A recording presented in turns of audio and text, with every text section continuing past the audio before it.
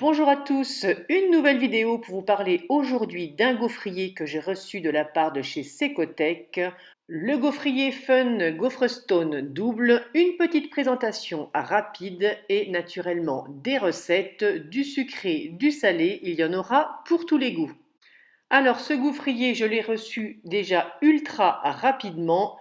Vous allez pouvoir faire 2 gaufres à la fois. Le préchauffage, il est vraiment ultra rapide et ça, je vous le confirme par rapport à mon ancien gaufrier, j'ai un gain de temps énorme.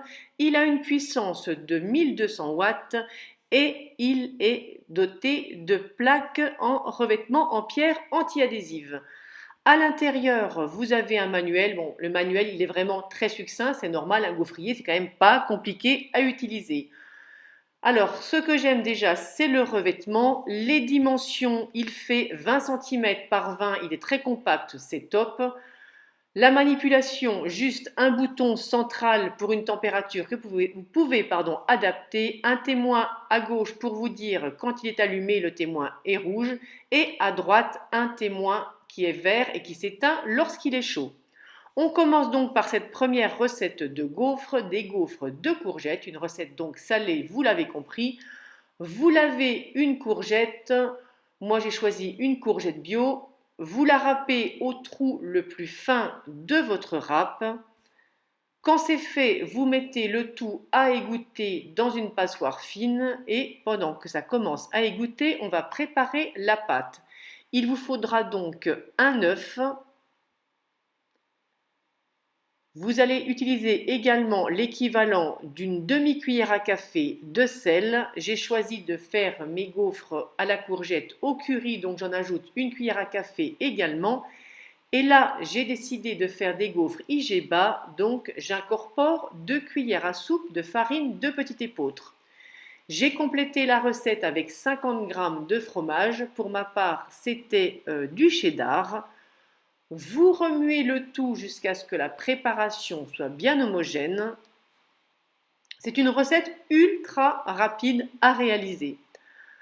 Vous reprenez vos courgettes, elles ont commencé à déposer leur eau, mais ça ne me suffit pas. Je vais les presser entre mes mains pour retirer le maximum d'humidité, donc du légume. Et après, vous avez compris, on va venir l'ajouter à la pâte et on mélange le tout.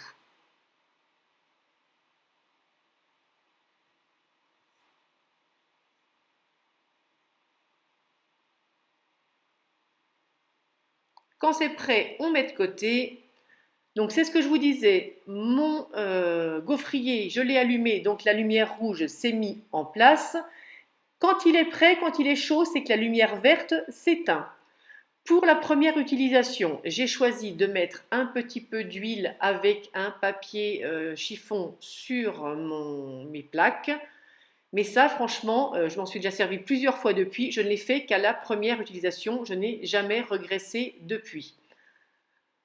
Vous déposez au centre votre préparation. Moi, j'ai choisi de faire des petites gaufres rondes. Vous fermez le couvercle. Alors, vous voyez, ce que j'aime aussi, c'est qu'en dépit de la chaleur qu'il dégage, là, j'ai posé ma main dessus et vraiment aucune sensation de brûlure avec ce gaufrier, ce qui n'est quand même pas négligeable, ce qui est une bonne sécurité avec les enfants. Au bout de, allez, à peu près 4 minutes, j'ai regardé. Voilà ce que vous obtenez quand les gaufres sont prêtes. Entre le moment où j'ai commencé à râper ma courgette et le moment où j'ai sorti les premières gaufres du gaufrier, il s'est passé même pas une demi-heure. Vous avez compris, hein, vous enchaînez la cuisson. Avec cette quantité, j'ai réalisé 6 petites gaufres à titre indicatif. Voilà comment réaliser ces gaufres à déguster aussi bien chaudes que froides.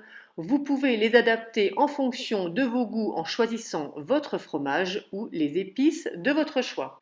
Seconde recette, je vous propose une recette donc sucrée cette fois-ci, les gaufres qui ont bercé toute mon enfance, la recette de ma maman. J'ai choisi d'utiliser une gousse de vanille que je suis venue gratter. Vous pouvez naturellement utiliser de l'arôme de vanille ou du sucre de vanillé, à vous de choisir. Pour ma part, j'ai déposé les grains de vanille dans mon cul de poule. Une pincée de sel, vous allez casser par-dessus 2 œufs que vous allez venir mélanger avec votre vanille.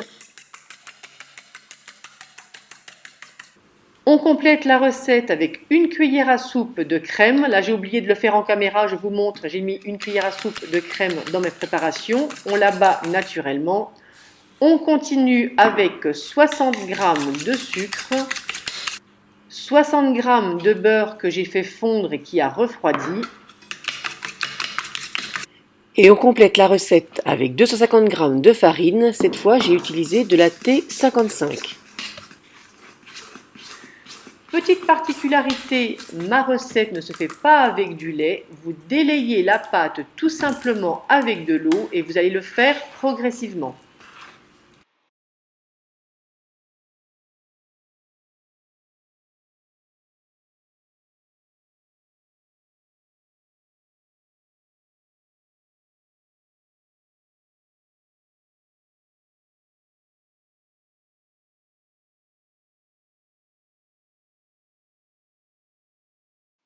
Vous continuez d'ajouter de l'eau jusqu'à ce que la pâte ait cette texture, puis vous la réservez minimum 1 heure au réfrigérateur.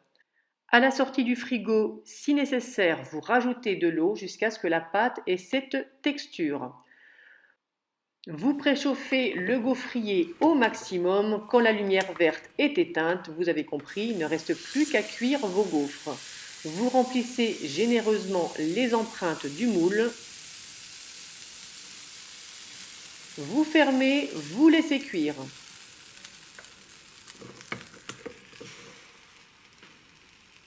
Et là, quand je vois que la gaufre en cuisant réouvre gentiment le gaufrier, je me dis que c'est une gaufre réussie. Voilà ce que vous devez obtenir, doré sur les deux côtés. Je me tais pour vous laisser écouter le croquant.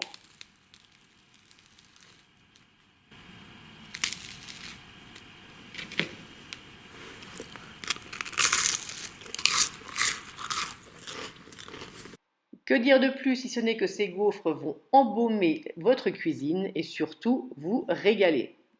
Troisième recette, ce sera encore une recette salée, des gaufres de pommes de terre. Vous allez éplucher 400 g de pommes de terre, c'est-à-dire qu'il faut qu'une fois épluchées sans la peau, vous en ayez 400 g que vous allez râper avec le trou le plus fin de votre râpe.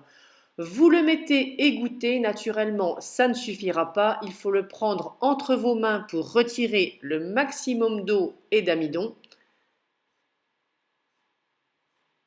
Quand vous avez terminé, vous ajoutez 2 œufs entiers, 2 cuillères à soupe de crème fraîche épaisse, 50 g de farine, j'ai utilisé de la T55 pour cette recette et on commence de mélanger. On complète la recette avec 40 g de beurre que j'ai mis à fondre.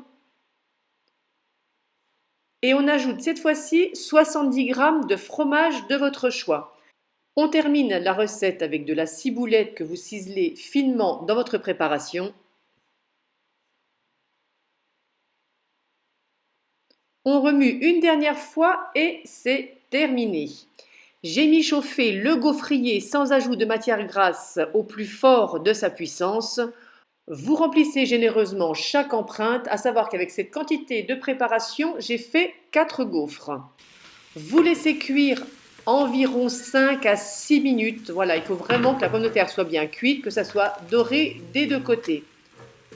On enchaîne avec la deuxième fournée. En parallèle, j'ai fait cuire des petites bandes de lard sur la plaque en fonte. Vous pouvez utiliser du bacon.